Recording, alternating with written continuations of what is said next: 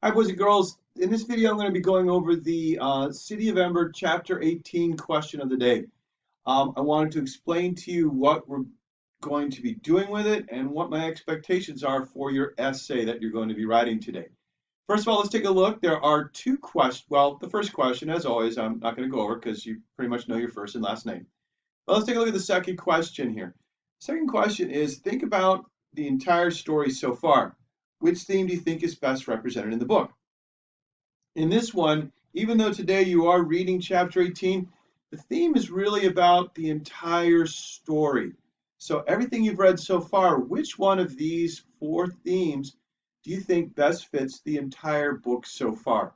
So think about the whole story, not just chapter 18, and that'll help you figure out which one you think would be the best theme. Once you've chosen which one you think is the best theme, and just a reminder, theme is the lesson that we learn by reading something. Which one of these themes do you think is the best lesson that we learned in all the chapters of City of Ember so far? Once you've picked that, then I want you to go ahead down here and let's move it down to question 3. Question 3 says, support your choice of evidence.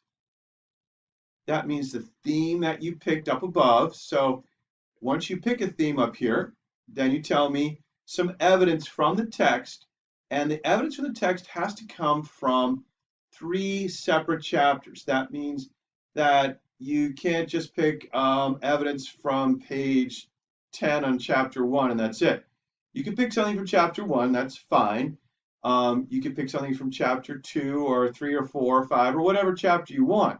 However, if you pick it from one chapter, you have to go to another chapter to find another piece of evidence.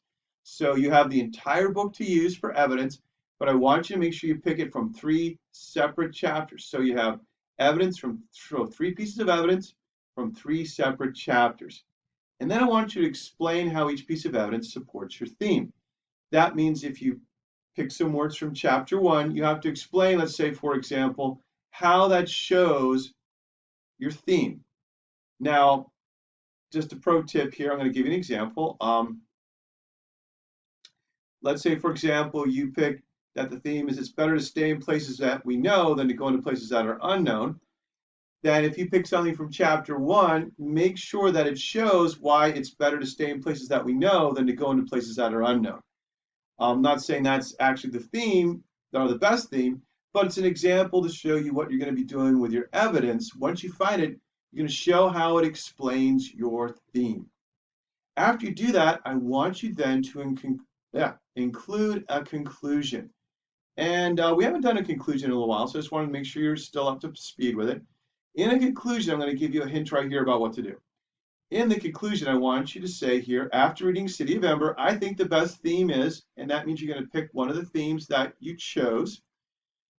And then and then I want you to give me a 12-word summary sentence of the evidence.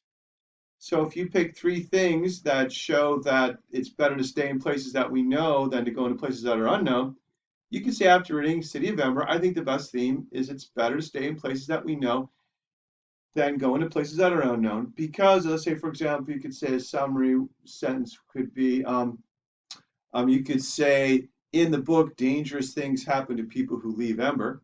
So my conclusion would be, after reading City of Ember, I think the best theme is it's better to stay in places that we know than to go into places that are unknown, because in the book, dangerous things happen to people who leave Ember.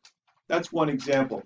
I'm going to give you a pro tip here. Don't choose that theme and don't use that summary sentence because that's actually not the best theme. But I want to give you an example of how you would write your conclusion and how you would choose your evidence.